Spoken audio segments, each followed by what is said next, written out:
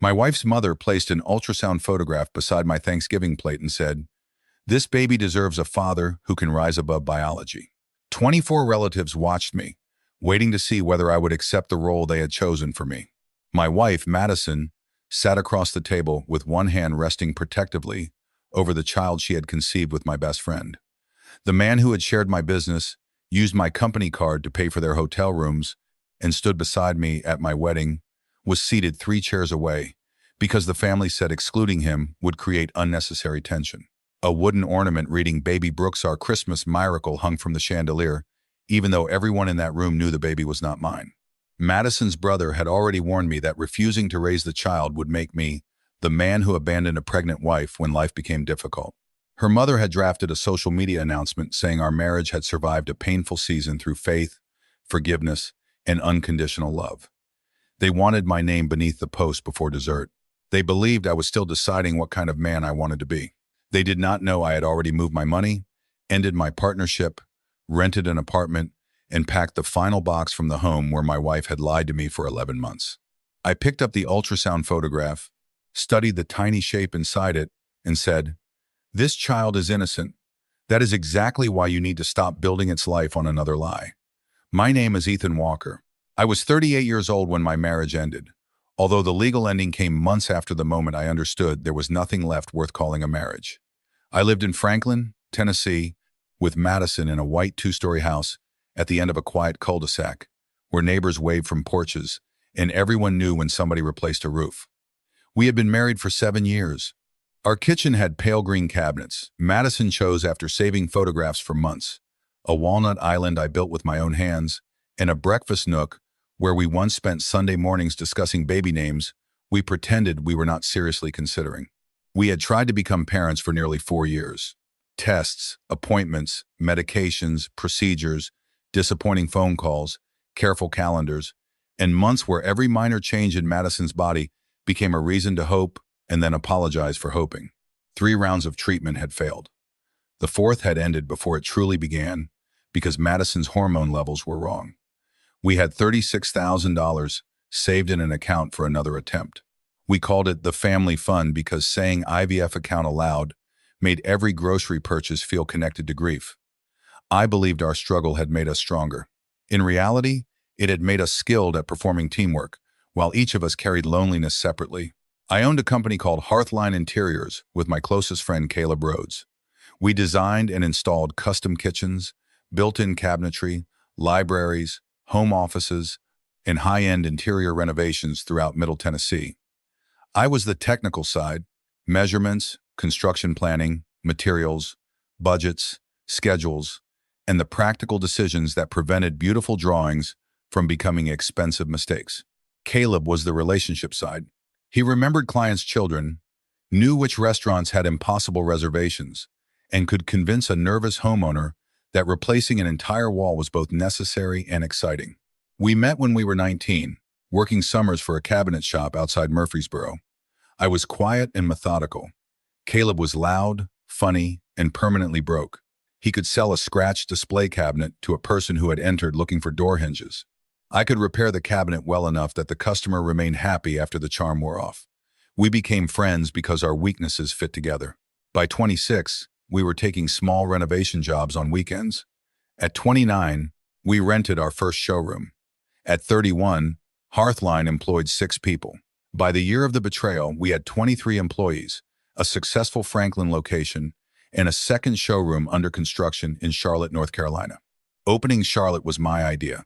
I believed expanding beyond Nashville would protect the company from local downturns and create something stable enough that Madison and I could stop treating every fertility expense like a threat to our future.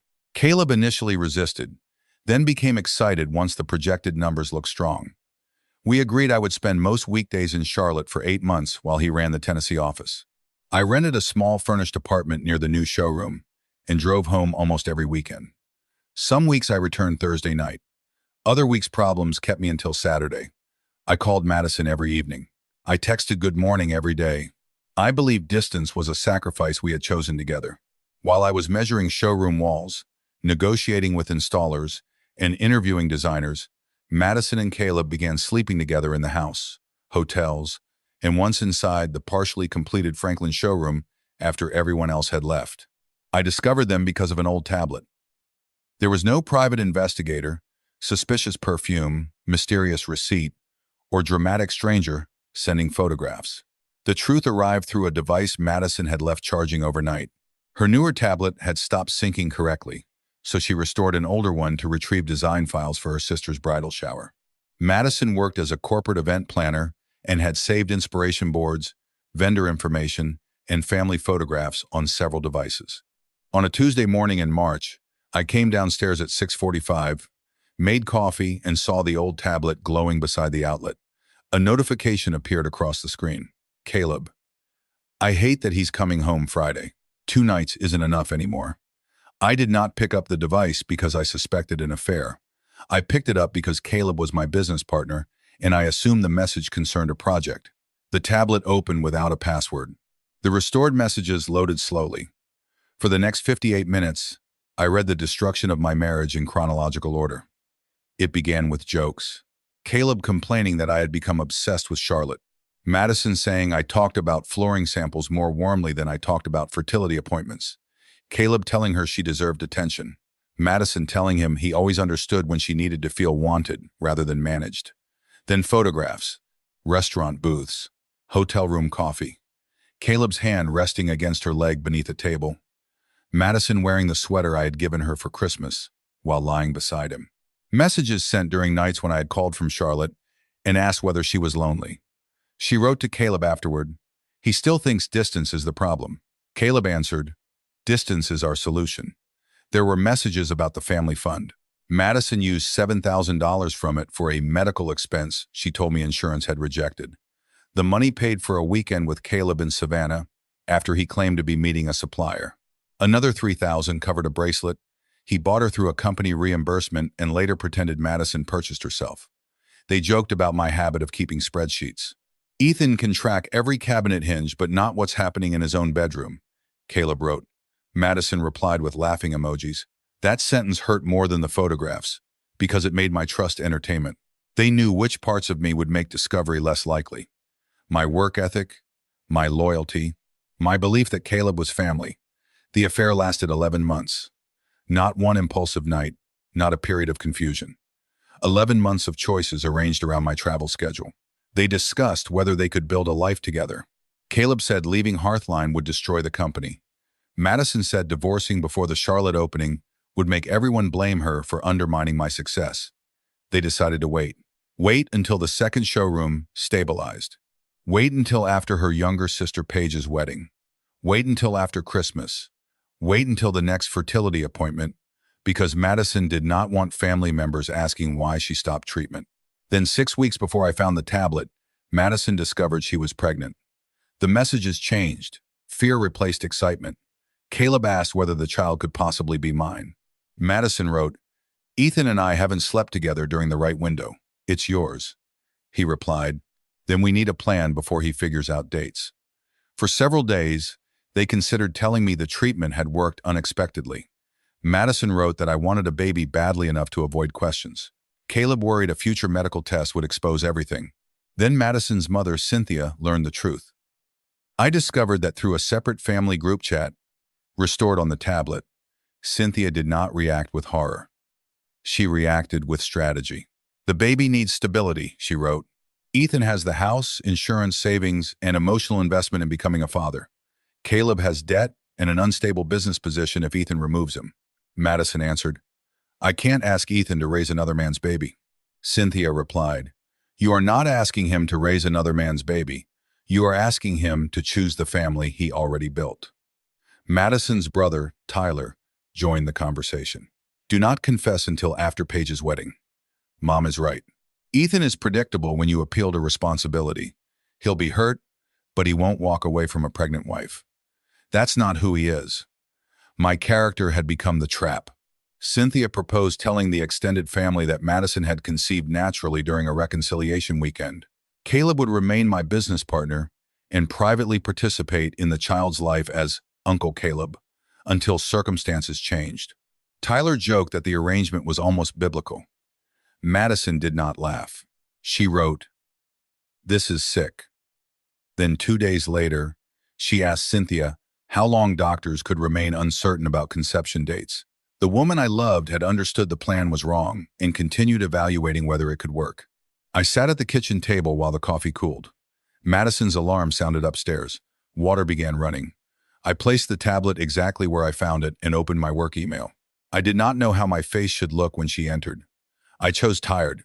Tired was familiar. Madison came downstairs wearing one of my old college shirts. She kissed my cheek. "You're up early." "Couldn't sleep." "Charlotte stress?" "Probably." She poured coffee and looked through the refrigerator. "I was thinking pasta tonight." "Sounds good. You'll be home?" "Yes." She smiled. "Good. I miss you even when you're here lately." The cruelty of that sentence was almost elegant. "I'll try to be more present," I said. "I know you will." She believed my guilt remained available. I watched her stir cream into her coffee and understood I had lost the right to trust every ordinary memory that came before. Was she truly happy during our anniversary dinner, or had she texted Caleb from the restroom? Did she cry after the failed treatment because she wanted our child, because she felt trapped, or because she had already begun imagining another life? Had Caleb hugged me after the Charlotte lease signing while carrying messages from my wife in his pocket?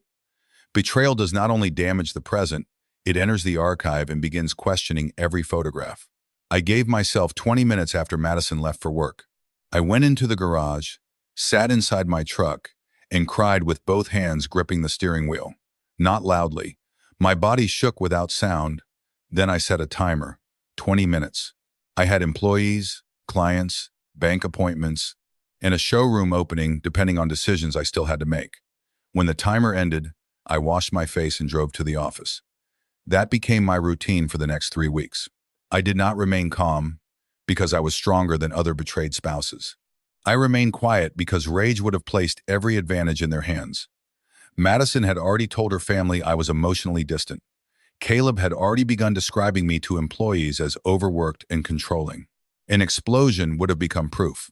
I needed time to understand what belonged to the marriage, what belonged to the company, and what belonged to grief. The first person I contacted was not an attorney. It was Priya Shah, Hearthline's controller. Priya had worked with us for 5 years. She was precise, discreet, and unimpressed by charm.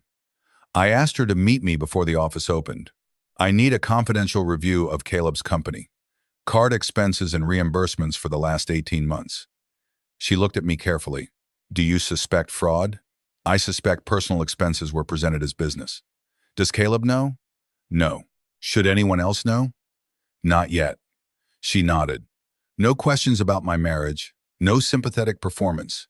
We spent 4 mornings reviewing records, hotels in Nashville, Savannah, Chattanooga, and Louisville.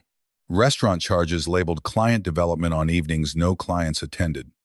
Jewelry listed as showroom decor. A weekend rental charged to a supplier meeting. Mileage reimbursements for drives to Madison's event venues. 27 questionable expenses. The total was not enough to destroy Hearthline, but the money mattered less than the pattern. Caleb had used our shared company as the infrastructure of the affair. My employees' labor paid the card. Our bookkeeper processed receipts.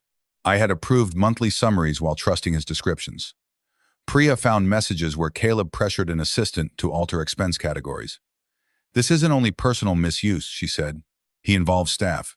Can the company survive removing him?" "Operationally, yes. Emotionally, people will be shocked." "Who actually runs his projects?" "Mostly Danielle and Marcus. Danielle supervised design, Marcus managed sales. Caleb appeared at presentations and closings. The company had outgrown the story that both founders remained equally essential. My second call was to an advisor named Warren Ellis, a retired business owner who had mentored Caleb and me for years. I did not tell him about the affair initially. I showed him operational records. If one partner had to leave, could Hearthline continue? He read quietly. "Which partner?" "Answer without knowing. The business would struggle without you for 6 months. It would become disorganized without Caleb for 6 weeks, then probably improve." The answer hurt because I had spent years protecting Caleb from exactly that conclusion. He disliked budgeting, documentation, and difficult personnel decisions. I handled them because he was brilliant with clients. Over time, I had converted his talent into an excuse for irresponsibility.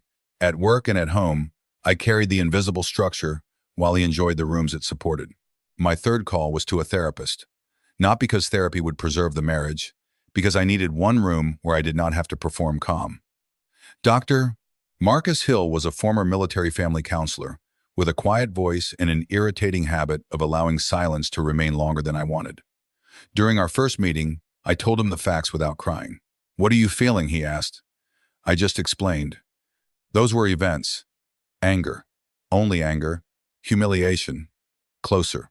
I stared at the carpet. Disposable. There it was. I had believed being dependable made me irreplaceable. Madison and Caleb used my dependability as cover while constructing a life that required me to remain useful and unaware. "What do you want?" Marcus asked. "Out. From the marriage?"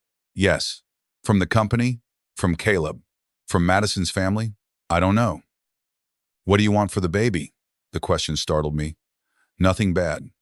"That is not a plan. The child is innocent. So are you." I looked at him. "People will say I'm abandoning a baby."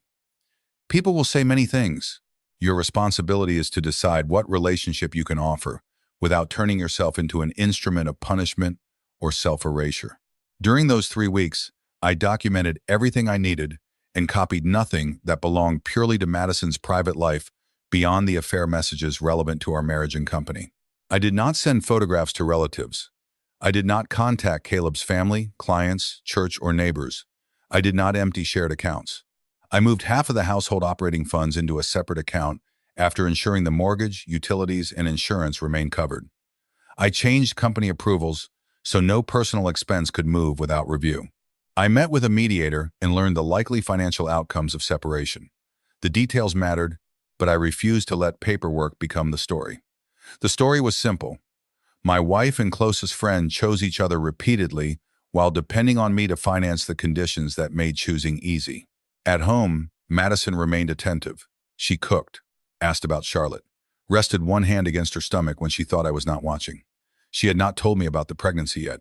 Once, I entered the bedroom while she was looking at an ultrasound photograph. She hid it beneath a book. "What's that?" I asked. "Work invitation." "Everything okay?" "Yes." She smiled. "Why?" "You seem distracted. I could say the same about you." We stood there, two people testing whether the other knew. "Charlotte is close to opening," I said. "Maybe after that, things get easier." Her face softened with relief. "I hope so." She believed the deadline remained hers to control. On the 22nd day after discovery, Madison turned off the television during a Predators game and said, "I need to tell you something." She was already crying. She sat at the far end of the sofa, leaving enough space to make the distance look like respect. "I made a terrible mistake. I thought about 11 months of hotel receipts." "Okay, please let me finish before you react." "Okay." She told me the affair began during a period when she felt lonely, unseen, and hopeless about treatment. She said Caleb listened. One kiss became more. They tried to stop. They failed. She described the affair as something that happened around them rather than something they scheduled. I let her speak. "How long?" I asked. "A few months." "How many?" 8. 11. Her face changed. "What?" "Continue." She stared at me. "How do you know?" "Continue." She covered her mouth. "I'm pregnant." "How far?" 14 weeks. "How long have you known?" 6 weeks. "And Caleb?" "He knows." "Your mother?" She froze. "How do you know about Mom?" "Tyler?" Silence. "How many people knew before me?" "Ethan." "How many?" "Mom, Tyler." "Paige knows something is wrong, but not everything." "And the plan?" Her crying stopped briefly. "What plan?" "The one where I become the father because I wanted a baby badly enough to avoid questions." She stared at me as though I had opened a locked room. "You read my messages?" "Yes." "You invaded my privacy." The sentence was so predictable it almost comforted me. "You built an affair inside my marriage and financed parts through my company. Privacy is not the central problem." "I didn't want Mom's plan." "You researched whether it could work." I was terrified. So was I every time a treatment failed. "I did not create another family behind your back. Caleb and I never meant." "Stop saying what you meant." My voice remained low. "Tell me what you did." She looked down. "I had an affair." "For 11 months." "Yes." "You used fertility money." "Yes." You let me continue believing we were saving for another treatment while you knew you were pregnant with him. Yes. You allowed your family to discuss using my desire to become a father as leverage. I told them it was wrong. Then you stayed silent for 6 weeks. I was trying to find the least destructive way. For whom? She began crying again. For everyone. There is no version that protects everyone. You were choosing which person would carry the destruction quietly. I thought maybe we could still be a family. With Caleb as what? She could not answer. Uncle? Her face collapsed. Mom said the child needed stability. The child needs truth. I know. Do you? Yes. Then hear mine. Our marriage is over. She shook her head immediately. You don't mean that. I do. You need time. I took 3 weeks. Her eyes widened. You've known for 3 weeks? Yes. You slept beside me. You did it for 11 months. That is different. Only in duration. She stood. You were planning against me while pretending everything was normal. Now you understand the experience. She slapped me. The sounds shocked both of us. Madison immediately covered her mouth. I'm sorry. I touched my cheek. That is the final physical contact we will have. Ethan, please. The guest room is prepared. Tomorrow we discuss practical separation with another person present. What about the baby? The baby has 2 biological parents. Caleb cannot support a child the way you can.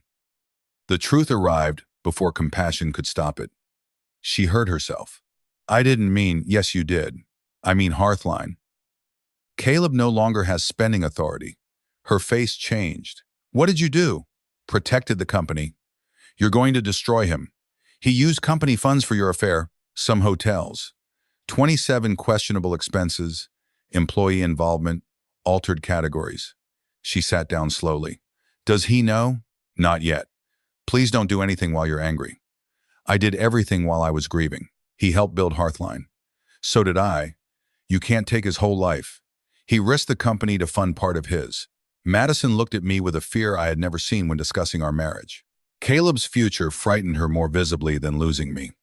That clarified what remained. She called her mother that night. Cynthia arrived the next morning with Tyler, Paige, and Aunt Denise. They entered my house carrying concern and arranged themselves in the living room without asking whether I wanted company. Cynthia hugged Madison first, then approached me with both hands extended. Ethan, we love you. Sit down. She blinked at the lack of warmth. Tyler remained standing, arms folded. He had played college football and maintained the posture as though every family conversation required a defensive line. Paige looked frightened. She was 26, engaged, and 3 months from a large wedding Madison had been planning. Aunt Denise brought pastries and immediately asked whether anyone had coffee. Some people treat crisis as a social event requiring snacks, Cynthia began. What Madison did is wrong. No one is denying that. Good, but we need to separate the marriage problem from the child. I agree. Relief crossed her face too soon. The child has parents. Ethan, Madison and Caleb. Tyler spoke. Biology doesn't make a father. Correct. Then why are you acting like it decides everything? Because I am not volunteering. You've wanted a kid for years. I wanted a child inside an honest marriage. Life doesn't always give us the package we planned. This isn't life happening. People made decisions. Tyler moved closer. I'm going to say something nobody else wants to say. You can stay, work through this, and become the man everyone respects. Raise the baby. Protect Madison. Show that one terrible season doesn't define a family. Or you can walk away and become the guy who abandoned his pregnant wife when she needed him most. That will be your legacy. Madison cried harder. Cynthia said, Tyler.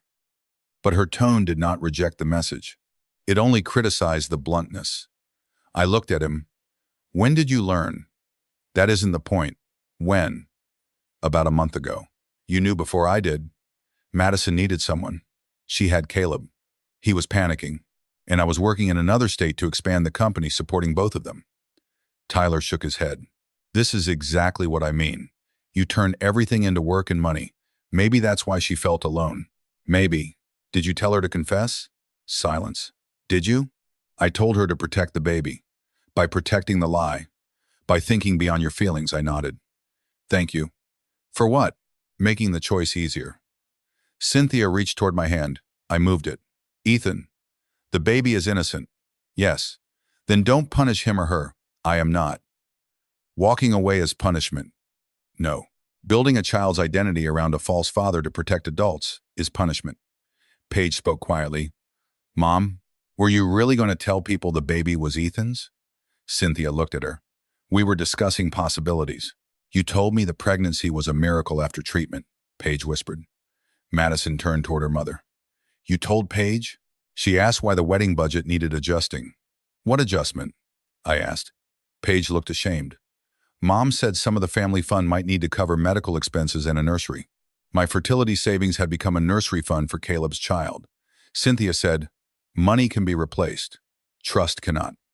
Aunt Denise placed a pastry on a napkin. People survive affairs. My first husband had too. You divorced him after the second. Then your advice is patience until repetition? She became offended. I came to support you. You came to pressure me inside my own house, Cynthia said. Nobody is pressuring you. I looked around at the group.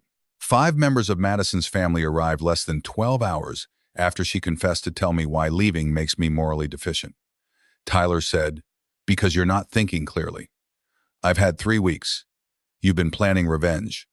No. Then what have you been doing? Preparing to leave without destroying innocent people. Caleb is not innocent, Paige said. Tyler glared at her. She looked down. I stood. This meeting is over. Madison may stay in the guest room for 7 days while she arranges somewhere safe. The house will be handled through mediation. The family fund is frozen except for documented medical needs related to the pregnancy, which Madison and Caleb can cover according to their responsibilities. My name will not be used in pregnancy announcements, baby registries, medical records, or family stories. No one will contact my employees, clients, or staff. Tyler, do not return without permission. Cynthia, do not use Paige's wedding to pressure me. Denise, take the pastries. Aunt Denise looked genuinely insulted by the final instruction. They left in stages. Cynthia hugged Madison in the foyer and whispered loudly enough for me to hear, we'll get him through the anger. I stood in the kitchen and understood they still believed my boundary was an emotional weather pattern. Madison moved to her parents' house 6 days later. Before leaving, she stood beside the walnut island I had built and said, I don't recognize you. You recognize the version who absorbed things. He's unavailable. You're so cold. I cry in places you cannot use. She flinched. Was any part of our marriage real? I'm asking myself the same question. I loved you. I believe you. She looked hopeful. Love was not enough to make your choices safe. Can we try counseling? For closure, yes. For reconciliation, no. You decided without me. You decided the marriage could contain another relationship without me. She took her suitcase and left. Caleb received the financial and operational review the following Monday. I met him at Hearthline with Priya and Warren present. No dramatic ambush. No employees watching. Caleb arrived confident because he believed we were discussing Charlotte delays. He sat across from me in the conference room where we had once signed our first 6-figure client. What's up? I placed the expense summary before him. He read the first page and stopped. Ethan, 27 charges requiring explanation. I can explain. Start. He described hotel meetings, vendor dinners, travel, client gifts, and scheduling mistakes. Priya produced the calendar and receipts. His explanations became weaker. Finally, he closed the folder. You know. Yes. How long? Long enough. His eyes filled. I never wanted to hurt you. You used our company card for hotel rooms with my wife. I paid some back. After statements closed. It wasn't about money. Then why use ours? He stared at me. You were never home. The same defense. You had my phone number. You made every decision. Charlotte, hiring, expansion. You treated me like the charming partner who couldn't handle serious things. Did sleeping with Madison prove me wrong? No. Did altering expenses prove me wrong? No. Then speak about your choices, not my flaws. He looked toward Warren. You brought him? Warren said. You brought employees into the expense changes. Caleb turned back. What happens? You resign from daily operations. Your equity will be valued under the existing agreement. You repay personal charges through the separation. Clients will be told leadership is changing. Staff will be told misuse of company funds required your departure. The affair will not be announced. You're taking Hearthline. I am protecting Hearthline. We built it together. Yes. You can't erase that. I'm not. History is not authority. What about Charlotte? It opens. Without me? Yes. He laughed bitterly. You think Danielle and Marcus can replace me? They've been carrying your work for years. The statement hurt him more than losing the office.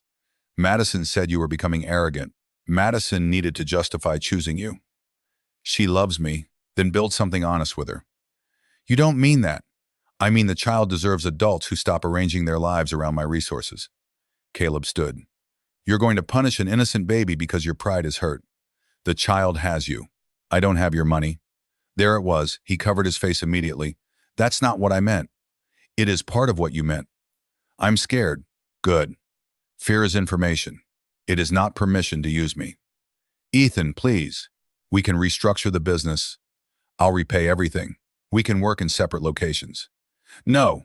You're ending 20 years of friendship. You ended it one hotel room at a time. He began crying. I did not enjoy it. I remembered us at 19, eating cheap pizza on lumber stacks, dreaming about owning something.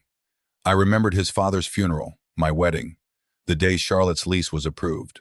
Grief did not disappear because the boundary was correct. Do you hate me? He asked. No. That's worse. Maybe. Will you ever forgive me? That is not today's work. He left. Hearthline continued, but not effortlessly. Clients asked questions. Employees were shocked. 2 designers resigned because they had been loyal to Caleb personally. Charlotte's opening moved back 6 weeks. I worked longer hours temporarily, then realized overwork had become my answer to every wound and hired an operations director. Danielle became creative director. Marcus led sales. Priya received authority she should have had years earlier. I told the staff enough truth to stop speculation. Caleb used company funds for personal expenses and involved employees in hiding categories. He is no longer with Hearthline. His private life is not a topic for workplace discussion. If anyone has concerns about pressure he placed on them, speak with Priya or the external reviewer. I did not tell them he fathered Madison's baby. Several already knew through social connections. I refused to make gossip an official company announcement. Madison's family did it for me. Cynthia began calling relatives immediately, describing the situation as a marriage crisis worsened by my unforgiving nature. She said Madison had confessed voluntarily because she wanted truth. She omitted the 6 weeks of planning. Tyler told family members I was using business power to financially punish the baby's father. Aunt Denise said I had always seemed emotionally rigid. Their version reached church friends, neighbors, and Paige's future in-laws. Then social media began. Cynthia posted a photograph of Madison standing in a field, one hand over her stomach beneath the caption, "Sometimes God sends miracles through circumstances we do not understand. Our family chooses life, grace, and love over judgment." No father was named. People assumed the baby was mine. Comments congratulated us. Cynthia replied with hearts. I wrote one message privately, "Remove any implication that I am the father or involved in this pregnancy." She answered, "No names were used. Your audience believes the child is mine. That is their interpretation. Correct it. Public correction would harm the baby. The baby cannot read comments. You are protecting adults." She refused. I posted one statement on my private account, visible to family and friends. Madison and I are separated. I am not the biological father of her child and will not be parenting the baby. The child is innocent and should not be targeted or discussed cruelly. Please do not contact Hearthline employees or involve Paige's wedding. I will not share additional private details. No accusations, no affair timeline, no financial evidence. The comments stopped. Cynthia called it public humiliation. Tyler said I had placed Madison under stress that could endanger the pregnancy. I blocked both. Paige contacted me privately. I didn't know they were planning to pretend the baby was yours. I believe you. Mom says your post may ruin my wedding because Aaron's family is asking questions. Your wedding should not require my false parenthood. I know. Walk. She began walk. I'm trying. Madison has planned everything. Mom says if you don't attend, people will know. People already know we're separated. Could you come just for the ceremony? Why? Because you've been part of the family for 7 years. Was I part of the family when everyone discussed deceiving me? Silence. I didn't. You accepted that the pregnancy was a miracle from treatment without asking why I wasn't announcing it. Mom said you were overwhelmed. Paige, I don't want to punish you for other people's choices. I also will not perform an intact family so your photographs remain comfortable. Will you send a gift? The question arrived from panic rather than greed, but it clarified the conversation. Yes, you and Aaron did not betray me. She exhaled. Thank you. A gift is not attendance. I understand. I sent a handmade walnut keepsake box containing a letter wishing them honesty, patience, and the courage to ask difficult questions before silence became easier. I did not attend the wedding. In the official family photographs, Madison stood beside Cynthia with her pregnancy visible. Caleb did not attend publicly because Paige's future in-laws had objected. He entered through a side door for the reception and sat near the back. Madison posted one photograph of their hands beneath the table. Choosing truth, even when people misunderstand, she wrote. The irony was almost too complete. I did not respond. The divorce progressed slowly, not because we fought over everything, but because Madison remained convinced delay might produce reconciliation. During mediation, she asked to remain in the house until the baby was 6 months old. I agreed to a reasonable transition because pregnancy and housing instability would harm an innocent child. I did not pay Caleb's expenses. I covered the mortgage on the home while retaining ownership responsibilities, and Madison covered utilities with support from her family and Caleb. She accused me of calculating kindness. You're helping only enough to look good. I'm helping enough to prevent unnecessary harm without continuing the marriage. That is so cold. Clear is not cold. You used to do anything for me. That was part of the problem. The family fund became the most emotional financial issue. Nearly $26,000 remained after Madison's withdrawals. She wanted to use it for delivery costs, unpaid leave, and the nursery. I wanted my half returned. Cynthia said reclaiming fertility savings from a pregnant woman was monstrous. During mediation, I said, the account was created for treatment within our marriage. Madison used part to fund the affair and now wants the remainder for the resulting child. I will not agree. The money was divided after documented affair expenses were considered. I donated a portion of my share to a nonprofit helping couples afford fertility treatment, not publicly, not as a statement against the baby. I could not bear moving the entire amount into an ordinary savings account after years of attaching hope to it. The donation allowed another family to use some of what remained for the purpose Madison and I once intended. I kept the rest for therapy and the apartment that became my first home alone since my 20s. Thanksgiving arrived 8 months after discovery. I had planned to spend it with my older sister, Melissa, and her family in Knoxville. Then Cynthia sent an invitation titled, A Thanksgiving for Healing. The email said Madison's pregnancy had reached 34 weeks and stress remained dangerous. The entire family needed one peaceful meal before the baby arrived. Caleb would attend because excluding the child's father would be unhealthy. I almost declined immediately. Then Paige called. Mom has written a statement. Of course she has. She plans to announce that you've agreed to be a supportive family friend and that everyone is moving forward. I agreed to nothing. I know. Why are you telling me? Because she says once you see everyone together, you won't humiliate Madison by objecting. The old strategy. Create an audience and rely on my discomfort. What does Madison say? She says you still care enough not to ruin Thanksgiving. Thank you for warning me. Are you going? I thought about every room where Cynthia had shaped the story first. I thought about Tyler's definition of manhood, the miracle post, Paige's wedding photographs, and the baby who would eventually inherit whatever version remained unchallenged. Yes. Why? To say no once where they cannot pretend they didn't hear it. Cynthia hosted at her large brick house in Brentwood. 24 relatives attended.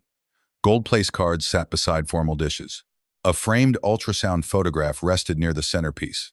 Above the dining room arch hung the wooden ornament. Baby Brooks, our Christmas miracle. My last name. Madison had never changed it during the divorce because the process was not final. The baby's surname had not been publicly decided. Cynthia had decided it for the photograph. When I entered, conversations quieted.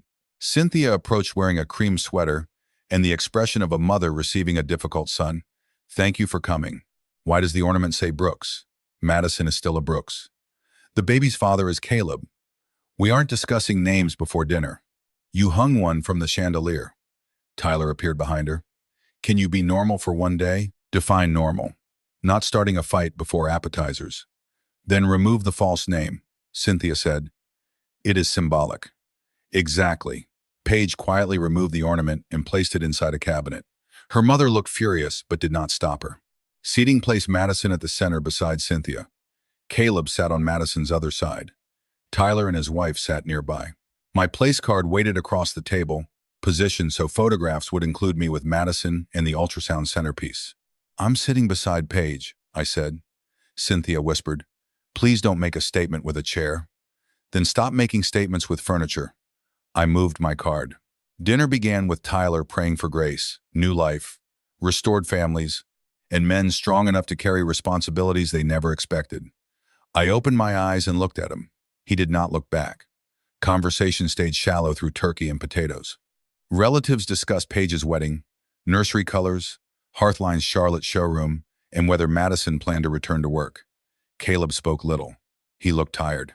The daylight version of their romance seemed less cinematic than hotel messages. He and Madison rarely touched. When they did, both appeared aware everyone was watching. Cynthia repeatedly referred to the baby as our miracle. Once she said, after everything Ethan and Madison went through, perhaps this child came to teach all of us that family is larger than our plans. I set down my fork. The child came because Madison and Caleb had an affair. The table went silent. Cynthia's face hardened. We are not using that word today. Changing vocabulary does not change conception. Aunt Denise said, there are children present. Then stop building a lie they will later have to unlearn, Madison whispered. Ethan, please. I looked at her. She seemed frightened, not manipulative in that moment. I am not insulting your baby. I know. Do they? Caleb stared at his plate. After dessert, Cynthia tapped her glass. Before the baby arrives, we want to share something about forgiveness. She distributed printed cards. The statement read, our family has walked through a private season of pain. Ethan, Madison, and Caleb have chosen compassion, unity, and shared support for the child at the center of this journey. While the marriage is changing, family love remains. We ask friends to respect the healing process and celebrate baby Brooks, surrounded by every adult who has chosen to stay. A signature line waited beneath my name. No, I said. Cynthia remained standing. Read it first. I did. It does not identify you as the father. It calls the baby Brooks and says I've chosen shared support. You have. I have not. You came today. Attendance is not consent. Tyler leaned forward. This is what we meant about being mature. Nobody is asking you to stay married. We're asking you not to punish a kid. What support do you expect? Cynthia answered. Presence, stability, perhaps mentorship later, maintaining the family connection. Money? No one said money. Caleb looked up. Medical insurance would help. The room froze. Madison turned toward him. We said we wouldn't ask that. He became defensive. My plan is terrible, and the hospital costs. I looked at Cynthia. No one said money? She said, insurance is not money. It is access purchased through my employment. Tyler sighed. You have the best plan. The baby needs specialists because of the pregnancy stress. Do not make me responsible for stress created by your secrecy and pressure. Madison's eyes filled. The baby may need NICU care. Then Caleb and Madison need a plan with their providers. You could solve it with one form, Cynthia said. There it is. What? The reason I was invited. You were invited because you are family. Family with excellent insurance. Paige covered her face. Aunt Denise whispered, Lord, help us. I placed the unsigned statement on the table. Let's remove confusion. I will not claim this child. I will not place the baby on my insurance, provide ongoing financial support, serve as a public father figure, or help anyone pretend our marriage produced the pregnancy. I will not interfere with Madison and Caleb parenting. I will not speak cruelly about the child. I will not contact their employers or neighbors. I hope the baby is healthy and loved. Those are the limits. Cynthia said, you can afford kindness. Kindness is not the same as adoption. Tyler stood. You are proving exactly who you are. No, I am refusing the role you wrote. A real man protects a child. Then look at Caleb. Everyone turned toward him. His face reddened. I'm trying. Good. Keep trying. You took the business. You used the business to fund the affair. I lost everything. You lost authority over something you endangered. You still have skills, health, and the chance to support your child. You make it sound easy. It is not easy. It is yours. Madison began crying. Stop attacking him. I looked at her. You still protect him first. She closed her eyes. I'm sorry. Not today. For all of it. This room is not where we repair anything. Cynthia pushed the ultrasound photograph toward me. Look at this baby and tell me you feel nothing. I picked it up. The image showed a small profile. Forehead, nose, hand near the face. I feel sadness. Her expression softened. Then, sadness that this child is entering a family already asking him to carry adult lies. Sadness that his father is being treated like a problem while I'm being treated like a solution. Sadness that Madison's pregnancy became another situation your family believes can be managed by pressuring the calmest person. I placed the photograph gently in front of Madison. He is innocent. That is exactly why you need to let his real father become responsible, without comparing him to me every time things become difficult. Caleb stared. You think I can't do it? I think you have not had to. Because you took Hearthline. Because you built your adulthood around standing beside someone who handled consequences. His eyes filled with anger. You always thought you were better than me. No, I thought being responsible made me safe from betrayal. I was wrong, Tyler said. This is self-pity. I reached into my jacket and placed one folded paper near him. A screenshot from the family chat. Tyler's message. He'll stay. Ethan would rather die than let people call him a man who abandoned a baby. Read that. He looked down and went pale. You invaded private family messages. Messages about using my identity. I was trying to prevent disaster by turning my values into restraints, Cynthia whispered. We were frightened. Fear explains urgency. It does not create permission. Paige spoke from beside me. Mom, did you really plan to announce the baby as Ethan's? Cynthia looked around the room. We discussed protecting everyone until decisions became clearer. Whose decision? Paige asked. Ethan's. You had the ornament made. Silence, Paige began crying. You didn't think he had a decision. You thought embarrassment would force him. Cynthia sat down. The room changed when her younger daughter named it. Tyler remained defensive. Fine. Mom handled parts badly. That doesn't mean Ethan gets to walk away feeling righteous. I don't feel righteous, I said. I feel tired. Madison looked at me. Do you hate me? No. Do you hate Caleb? No. Then why does it feel like you want us to suffer? Because you mistook my support for the absence of consequence. We're going to struggle.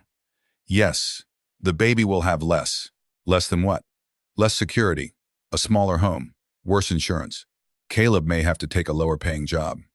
That is not the baby being punished. That is adults living within their actual resources. She stared at the ultrasound. We thought you'd be his father. You hoped I would absorb the cost of not telling me the truth sooner? Maybe. Thank you for saying it, she cried. I'm sorry.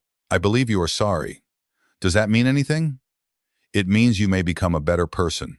It does not mean I become available again, Cynthia whispered. So there is no family left? There is whatever remains when nobody is forced to stay. You're leaving all of us. I am leaving relationships built around access to me. Paige reached for my hand, then stopped. Me too? You warned me about today. You did not participate in the affair. I am open to a separate relationship with you if it does not become a route for messages. She nodded. Cynthia looked wounded. You'll keep Paige and abandon your wife? Madison chose another partner. She made a mistake. 11 months is a relationship, Tyler said. People forgive worse. Then they are free to. I stood. The divorce will continue. Company matters remain separate. Do not use my name for the baby, contact my employer about insurance, or create public statements implying my support. If Caleb and Madison need information about resources, I will send a list through the mediator one time. No cash, no access, no ongoing management. After that, they are parents. Caleb whispered. What resources? State insurance options, hospital financial counseling, prenatal assistance, and employment contacts where you can apply using your actual experience. He looked surprised. You'd help me find a job? I'll send names. You will contact them. Why? Because the baby benefits from you becoming stable. That does not require me to become the father. This is what kindness with a boundary looks like, Paige said softly. Cynthia glared at her. I picked up my coat. Madison stood carefully. Can I hug you? The request hurt. For 7 years, her arms had meant home. No. Her face collapsed. Will you ever? I don't know. Do you forgive me? Not in the way you want tonight. What way is that? A way that restores your access before I've rebuilt trust in myself. She nodded, crying. Okay. I left. No one followed. In the driveway, cold air tightened my chest. I sat inside my truck and set a 20-minute timer. I had not used the ritual for months. During those minutes, I cried for Madison, the child I would never have with her, Caleb, the company we built, the house, and the version of myself who believed loyalty guaranteed protection. Then the timer ended. I drove to Knoxville and arrived at my sister's home before dessert. Melissa opened the door, looked at my face, and asked no questions. There's pie. Good. Pumpkin or pecan? Both. Her husband moved a chair without announcing it. My nieces argued over a card game. Nobody asked me to explain maturity. Nobody placed an ultrasound beside my plate. I ate 2 pieces of pie and slept in the guest room. The baby, Noah Rhodes, was born 5 weeks later. He spent 4 days in the neonatal intensive care unit because of breathing complications, then went home healthy. Caleb found a project management position with a regional flooring company through one of the contacts I provided. The salary was less than his Hearthline income, but steady. Madison joined an employer insurance plan after her leave. Cynthia told relatives I had refused to visit the hospital. That was true. She admitted that Madison had not invited me directly. Madison sent one photograph through the mediator with the message, "He's healthy. I thought you would want to know." I replied, "I'm glad he is safe. I wish him a life surrounded by honesty." Nothing else. I did not send a gift because any gesture risked being interpreted as the beginning of a parental role. That decision felt cruel. Marcus helped me understand that discomfort did not make it wrong. You are grieving the child you wanted, he said. Noah resembles that dream enough to activate attachment and belongs to a reality that betrayed you. Distance protects all of you from confusion. The divorce became final shortly after Noah's birth. Madison kept part of the home equity and moved into a townhouse near her parents. I kept Hearthline and the Charlotte expansion obligations. The White House sold because neither of us could live there without turning every room into testimony. On closing day, I walked through alone. The breakfast nook, the green cabinets, the walnut island. In the pantry, I found a list of potential baby names written on the back of an envelope from 2 years earlier. Noah was not among them. I folded the paper and placed it in my pocket, then threw it away at a gas station 40 miles later. Some memories do not need preservation to prove they happened. Hearthline's Charlotte showroom opened successfully. Not explosively, successfully. The delayed launch cost money, but our clients stayed. Danielle led the opening presentation. Marcus closed 3 new projects. Priya redesigned our expense controls. I stood near the back and realized the company's future no longer depended on proving I could carry everything alone. I had confused indispensability with security at work just as I had inside the marriage. Becoming less central made Hearthline healthier. I started taking Fridays off twice a month. At first, I worked from home secretly. Priya discovered it and disabled my remote access for one afternoon as a joke that did not feel entirely like a joke. I went hiking. Quiet became less frightening once I stopped expecting a lie to be growing inside it. Caleb and Madison's relationship lasted 2 years. I learned through Paige, who asked permission before mentioning updates. They moved in together after Noah's birth, then struggled almost immediately. The affair had allowed both of them to experience the other without ordinary responsibilities. Caleb had been attentive during stolen afternoons because he did not handle midnight feedings, rent, appointments, or the emotional aftermath of betrayal. Madison had seemed effortless because she did not need him to become a stable provider while married to me. Under daylight, they argued about money, work, Cynthia's involvement, and who had sacrificed more. Caleb believed Madison had promised Hearthline would remain accessible. Madison believed Caleb had promised a future equal to the one she lost. Both had built their relationship partly from assumptions about resources belonging to me. When those resources disappeared, love had to stand alone. It was not strong enough. They separated when Noah was 18 months old. Caleb remained involved as a father. Madison moved closer to her work. Cynthia blamed me for creating financial pressure that destroyed them. Paige corrected her. Ethan did not create the affair, pregnancy, or budget. He stopped paying for the consequences. Cynthia stopped speaking to Paige for 3 weeks. Family systems often punish the first person who refuses the established translation. Paige and I maintained limited contact. We met for coffee twice a year. She never carried messages without asking. She apologized for initially accepting the miracle story. I wanted the pregnancy to be good news because everyone was exhausted by conflict, she said. I did not ask who had to disappear for it to become good. Thank you. Do you forgive Madison? Some parts. What does that mean? I no longer need her life to fail. Will you speak to her? No. Ever? I don't know. Today? No. Paige accepted that. Tyler never apologized fully. A year after Thanksgiving, he sent a message. I was harsh, but I still believe children need adults who can put pride aside. I replied once, Noah needed Caleb to become responsible, not me to disappear into the role. Tyler answered, We'll never agree. Then we don't need contact. We have not spoken since. Aunt Denise mailed Christmas cookies and included a note saying she hoped bitterness had not hardened my heart.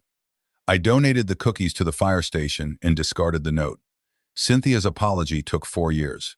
It arrived by mail after Paige refused to continue holidays, where my name was used as an example of unforgiveness. The letter began poorly.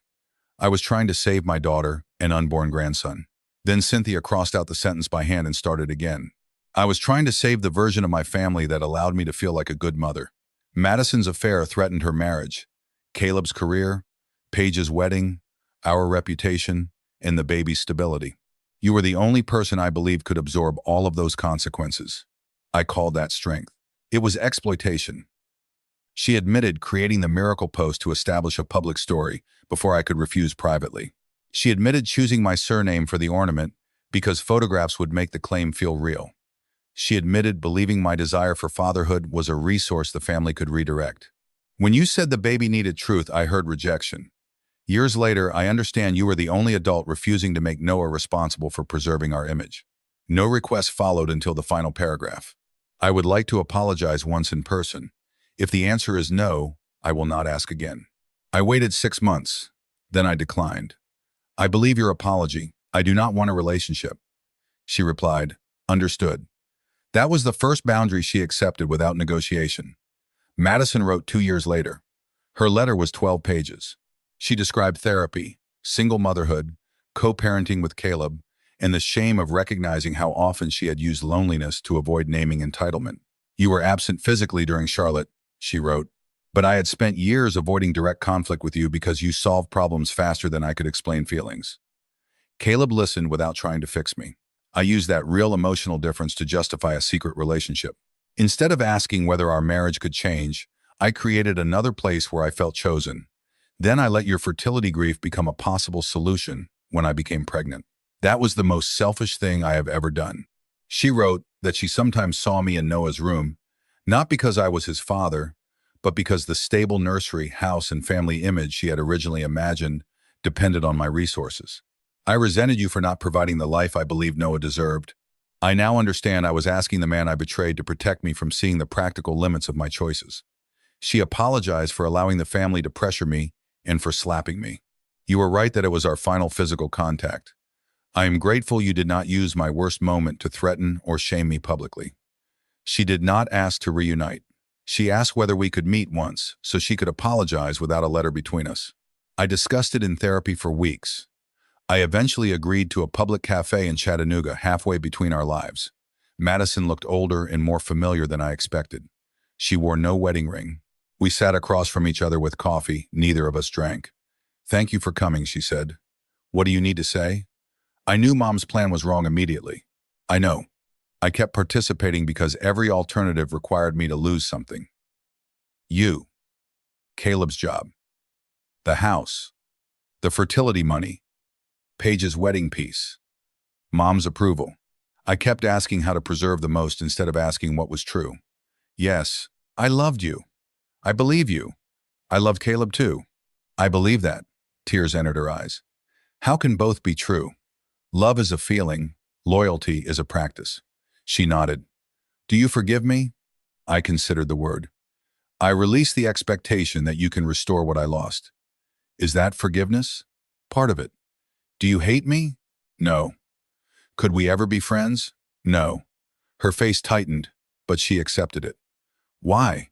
Because friendship would require access to parts of me I no longer want connected to you. I can wish you well without participating. What about Noah? He has parents. He knows your name. My stomach tightened. Why? Family conversations. He once saw an old wedding photograph. I told him you were someone important in my life before he was born. Good. He asked if you were mad at him. Tell him no. Would you ever tell him yourself? That would create a relationship. Yes. I don't want one, she cried quietly. Okay, Madison, my distance is not a judgment of him. I know. Do you? I'm learning. We spoke for another hour. No embrace, no promise to meet again. Before leaving, she said, I'm sorry I turned your dream of fatherhood into a weapon. That sentence reached the deepest part of the injury. Thank you for naming it. We walked to separate cars. I cried after she left, then drove home without contacting her again. I did eventually become a father, though not in the way my younger self imagined. 5 years after the divorce, I married a woman named Claire Benton. She was 40, divorced, and raising a 9-year-old daughter named Ruby. Claire worked as a public school librarian and had no interest in being rescued financially or aesthetically. We met when Hearthline donated shelving to a literacy nonprofit, and she criticized the shelf height because younger children could not reach the upper rows. I liked her immediately. She liked me after I lowered them without defending the design. Claire knew the entire history before we became serious. Do you still want biological children? She asked. I don't know. That answer matters. I wanted a child with Madison. Then I wanted proof that the dream wasn't dead. Now I want to stop making a child responsible for what adulthood is supposed to mean. Claire nodded. Ruby already has a father. I know. He's inconsistent but present. She does not need a replacement. I know. What could you be? Whatever she invites. That answer became the beginning. Ruby called me Ethan for 3 years. I attended school events, helped build a reading bench, drove her to soccer when Claire worked late, and never described those things as fatherhood. When she was 12, her biological father missed a school performance after promising to attend. She cried in the parking lot. I did not say I would never disappoint her. Adults should stop making promises time will test. I said, I'm here tonight. She held my hand. 6 months later, while asking who would sign a summer camp form, she called me her stepdad for the first time. The word felt earned because she had chosen it. Claire and I decided not to pursue fertility treatment. We built a family without requiring biology to certify it. The irony was not lost on me. Madison's family had accused me of worshiping biology when I refused to claim Noah. In truth, I refused coercion. Years later, I loved Ruby without sharing blood because the relationship was honest, gradual, and chosen by everyone involved. Biology had never been the central issue. Consent was. Truth was. The right not to be drafted into another person's solution was. Hearthline became partly employee-owned when I turned 50. Priya joined the board. Danielle received equity. Marcus opened our Knoxville showroom. I reduced my ownership gradually and stopped treating the company as proof I had survived. Caleb repaid the questioned expenses through a settlement over several years.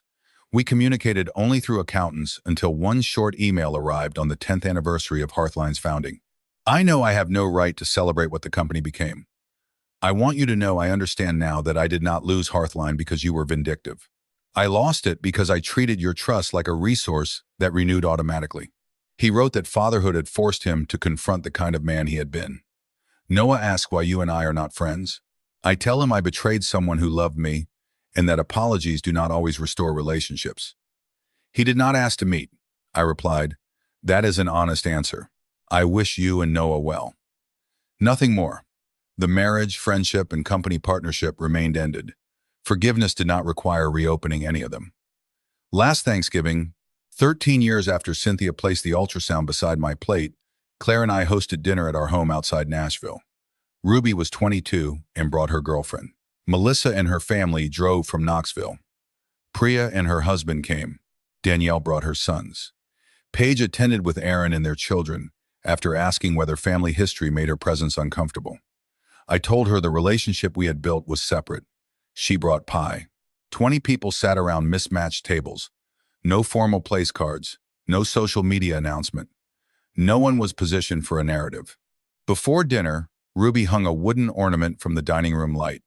It read, "The people who ask before they assume." Subtle, Claire said. "It's a family trait," Ruby replied. Someone suggested a photograph. I looked around the room. Every person present knew enough truth to choose the table. "Private?" I asked. Everyone agreed. We used a timer. In the first picture, one child was beneath the table. In the second, Paige's eyes were closed. In the third, Ruby leaned toward me at the exact moment the camera flashed. We kept that one. After dinner, Paige helped wash dishes. "Mom still talks about you," she said. "How?" "With regret. Less as a victim now." "Good. Madison is doing well. Noah starts high school next year." I paused. "I'm glad. Do you ever wonder what he looks like?" Honest question. "Sometimes. Do you want to know?" "No." She nodded. "Is that difficult?" "Yes." "Does difficult mean wrong?" "No." She smiled. "You taught me that.